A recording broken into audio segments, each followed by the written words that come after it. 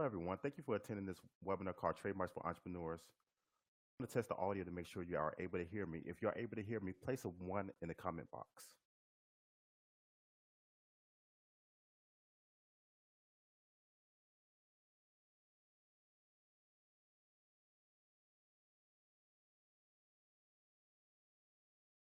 Let's test out the audio.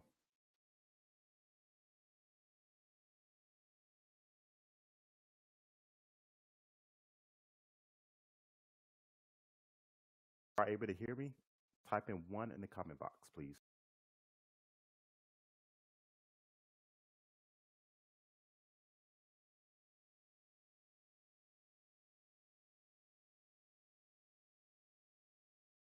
So today we will discuss trademarks for entrepreneurs, why this is very important. As a disclaimer, this presentation is provided by Haley Law PLLC and it does not constitute attorney-client relationship. A little bit about my background. My name is Xavier Haley and I'm a registered patent attorney with the United States Patent and Trademark Office. I practice in the area of intellectual property and business law.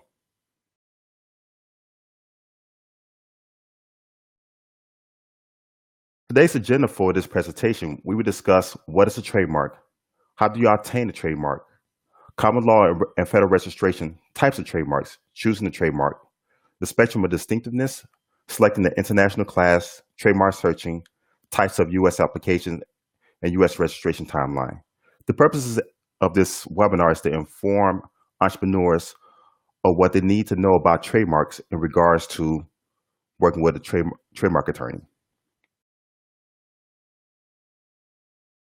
If you guys have any questions, you could type it along the process. So I will answer them as I go along through this webinar. So what is a trademark? A trademark is a word, phrase, or symbol that identifies and distinguishes the source of goods from one party from those of another. In other words, a trademark operates as a source identifier. If you see a product or good in the marketplace and there's a trademark on there, you know where it came from. A perfect example would be Coca-Cola. When you see the Coca-Cola label, you know it came from the Coca-Cola company. The purposes of a trademark is to provide consumer protection. So to make sure there's no confusion in the marketplace.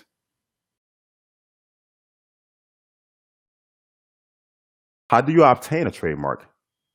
A trademark is obtained by actual use of the trademark in commerce.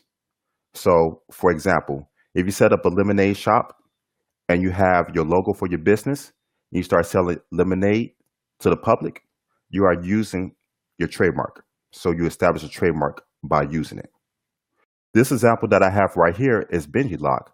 This was on Shark Tank a while ago, probably about 6 months ago, in which their person designed a padded lock in order to lock devices such as in the weight room, stuff, so forth. It's a smart lock. And I like this because it actually displays their product, their trademark, Benji Lock, very well. Common law versus federal registration. When people think of getting a trademark, they normally think of federal registration. But a lot of people are not familiar with common law trademark.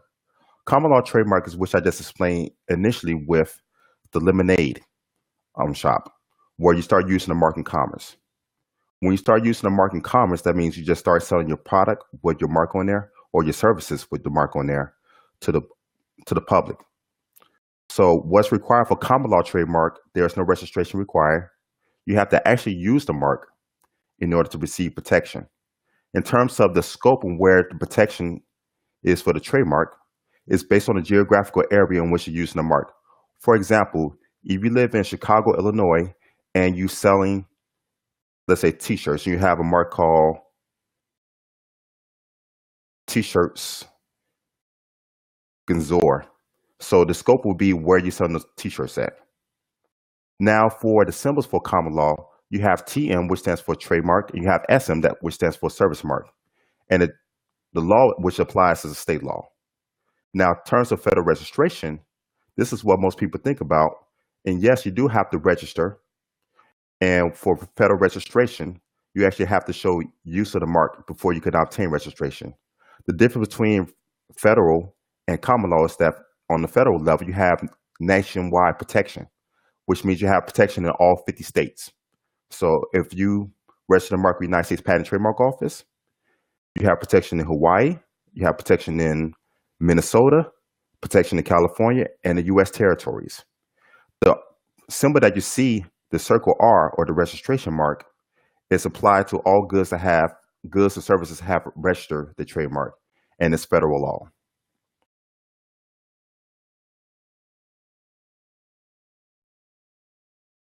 The advantages for registering for federal registration, for one, I just stated earlier, is nationwide protection. So if anybody's using your mark within the United States and its territories, you can sue them for trademark infringement once you have a registered trademark. Second advantage, it provides constructive notice, which means that even if the person who's using your mark did not have actual notice, it's presumed that they have notice because it's already in the United States Patent and Trademark database. So you don't have to prove that in litigation. Another advantage of federal registration is incontestability, that after a certain period of time, 5 years, it makes it very difficult for people to challenge your mark in terms of, let's say, descriptiveness. Another important thing about federal registration that a lot of people do not know, it protects against counterfeits. So if you have a registered trademark, you can register with the United States Customs. And if somebody's shipping in a product with your mark on it, you can bar them from entering into the United States. Let's let you guys know if you have any questions during the presentation, you can always type it in the comment box.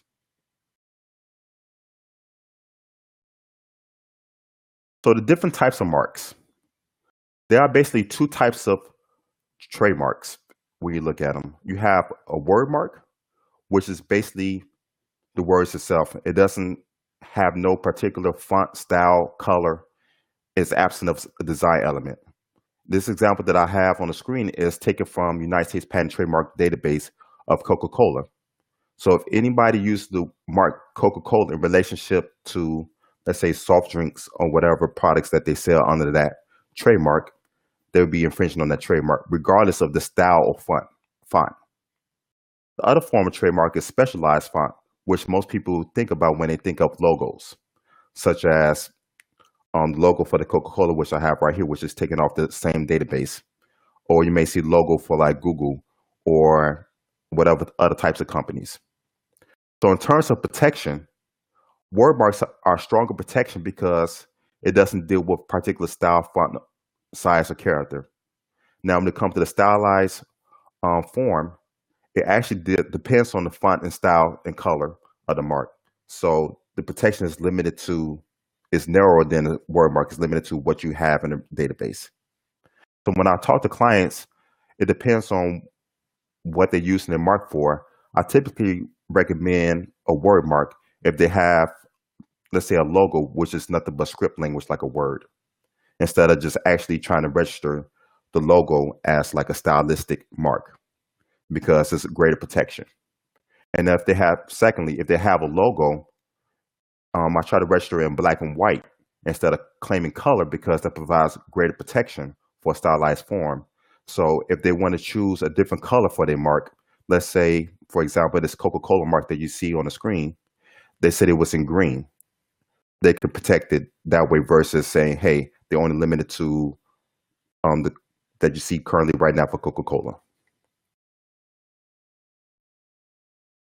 When choosing a mark, this is actually very important when selecting your type of mark. So as I stated earlier, trademark is a source identifier. It identifies where that product or service came from. So marks itself can be inherently distinctive. For example, Pepsi.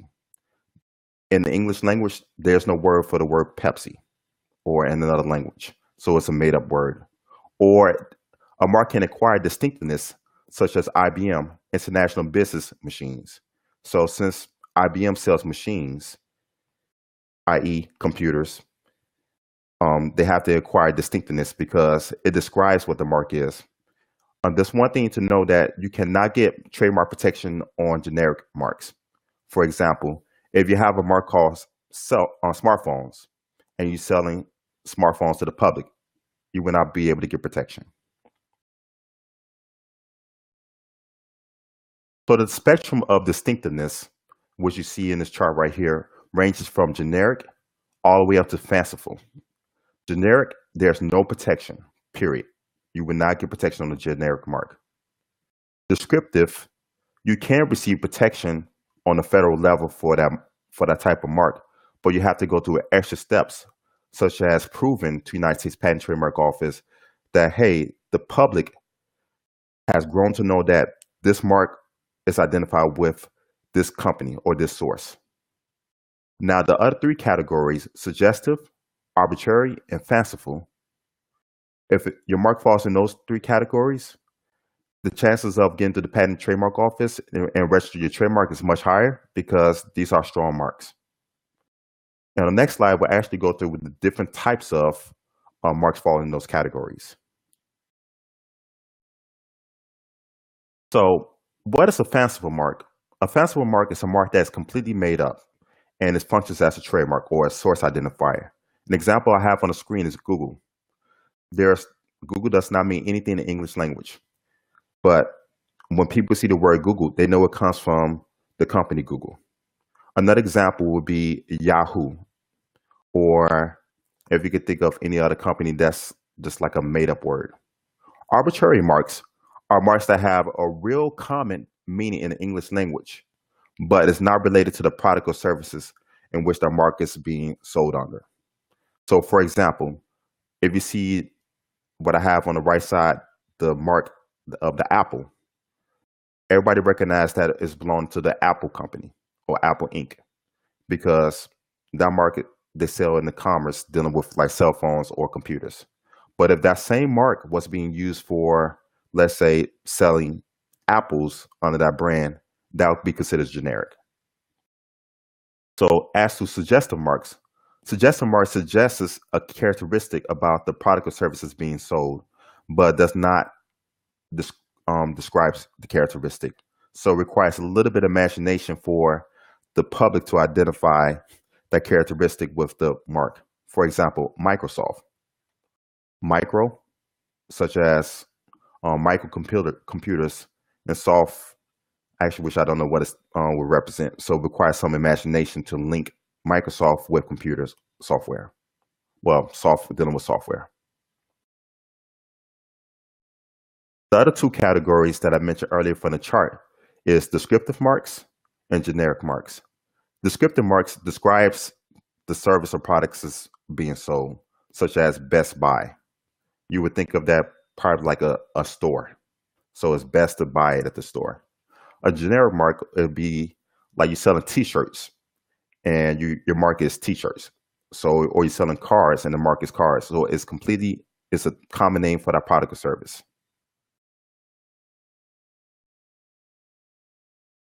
So when you're selecting a trademark, there's one thing that entrepreneurs should know when dealing with their trademark attorney is the class in which their mark has to be selected in. If you look at class, think of it as like an industry. If you're in the business of selling clothing, apparel, you will fall under a particular class such as 25. So when you're selling that product in the stream of commerce, you know that your mark would be protected under that class. Now, if you're in a different class, let's say you're selling some type of or providing computer services such as 42, that'd be a different mark. So when dealing with your trademark attorney, you have to the trademark attorney would do this for you, selecting the type of class, but it's a good idea to have a sense so you can have an intelligent conversation with the trademark attorney.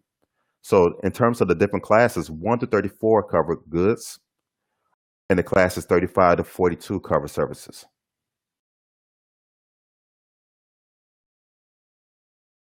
Now, trademark search.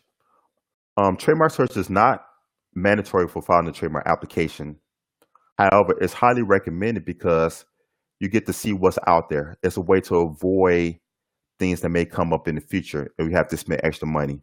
For example, if you were to try to register a trademark that's similar to another mark, the trademark office will issue something called likelihood of confusion, and it's very difficult to overcome those type of issues if the United States Patent and Trademark Office issues those. So when I'm dealing with clients, I highly recommend that a trademark search be done prior to filing a trademark application because it's a way to limit the amount of money that the client have to spend in the future. For example, if the entrepreneur put a whole marketing plan together and start making brochures, flyers, and other things, is invest a lot of money into the marketing campaign. Come to find out they cannot use their mark, then all that money they invest is wasted down the drain. So from the beginning, that can be stopped by actually doing a trademark search to see what's out there. Like, okay, this is not a good mark to use in terms for their business. So in terms of the applications, when I speak to a lot of clients, I explain to them there's two types of applications when filing for a U.S. trademark. There's one application is a use in commerce, which means that the client is already using the mark in their business with the products or services they're providing. Now they want to do is just register their mark with the United States Patent and Trademark Office. I like those type of application because it streamlines the process. Because when you file the application, everything is presented all at once. So once the trademark examiner attorney receives that application at the United States Patent and Trademark Office, they have everything there to make the decision. So the timeline for registration is much shorter. Now, the other type of application is an intent to use application. So with this type of application, you file majority of everything in the application, but it's a part that you leave out, which is showing how you use the mark because you have not started to use the mark. So this type of application is that you intend to use the application in the future, but you have not used it. So this is a little bit longer process. And because the Patent and Trademark Office allows you to say, hey, since you didn't provide this part in the application, we're going to allow you to provide it later. We're going to charge you a fee, but you can still continue with it.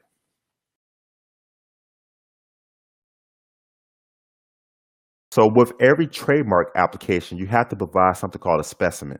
A specimen is an image showing how you're using the mark in commerce. So how you selling the product or how you're advertising your services. You cannot register a trademark without having a specimen. So as stated right here on the slide, you must provide a specimen for each class showing the mark. So for number one, if you're selling goods or services, it has to be in commerce or in connection with the goods. And number two, if you're selling services and sales or advertisement. An example that I provided here is the Benji lock, which I had earlier, is with a product that they're selling to the public regarding locking a smart lock. As you see on the right side, Macy's, this is a service business. Actually, in this case, this is actually still a product for Lacoste, which is the mark for they're providing for bedding sheets. So the timeline for registration. So in this diagram right here demonstrates the timeline for registration. The first part is research and drafting. This is prior to filing the application. This is working with your attorney or working with someone who's familiar with the process, trademark search process and preparing the application, or you doing it yourself. After the research and drafting, you go to file the application. Once the application is filed, it takes approximately 3 to 4 months before the United States Patent and Trademark Office picks up the application and examine the application. Once that application is examined, if there's issues with the application, the trademark office will issue something called office action, which is a letter stating that there's issues with your application, and you will have 6 months to respond back to it. If you don't respond within those 6 months, if you notice as it goes to the right side, your application goes abandoned, which means that it's no longer being examined at the Patent and Trademark Office. If you're not able to overcome if you are able to overcome the office action or you do not receive an office action, the trademark application will go to publication, which is a 30-day period which the public can challenge the mark and saying like, hey, I'm already using this mark. That person should not be able to be allowed to register that mark. After that 30-day period closes, you go something called notice of allowance. Now, after the notice of allowance, this depends on how you file your application. If you remember from the previous slides, you have use in commerce application. If you file that type of application, after the notice of allowance, it goes straight to registration. and you file intent to use application, then you have to take an extra step in order to register the trademark. The extra step is something called statement of use. So after the notice of allowance, you have 6 months to file a statement of use, which in other words is your specimen showing you, provide evidence of how you use the mark in commerce. If you're not able to provide that, then your trademark will go abandoned if you don't do any extensions. If you are able to provide it, then it goes to registration.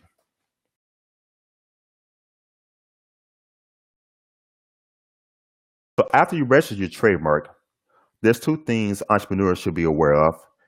Is that between the 5th and 6th year after your mark is registered, you have to pay a fee, and you have to show that you're still using the mark by filing a declaration of use. If you do not provide that information, then your registration will be canceled. And also, between the 9th and 10th year, you have to do the same thing, file a declaration of use and paying the fee. And every 10 years after that, between 9th and 10th year, you do the same thing process. So in other words, you can have a trademark indefinitely as long as the mark is still being used in commerce.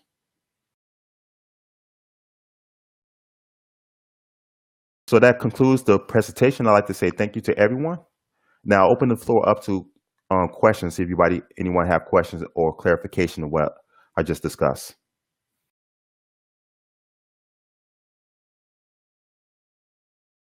If anyone have questions, you could type in an attendee chat box.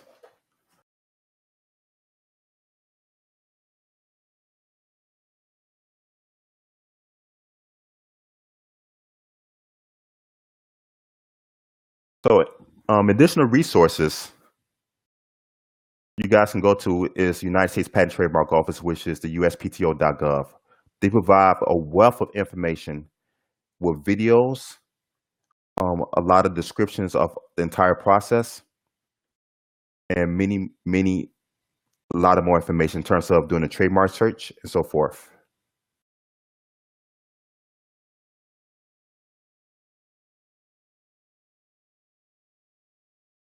Will this video be saved is one of the questions. Yes, I am actually recording this video, and I will send out a recorded video to everyone who attended this presentation.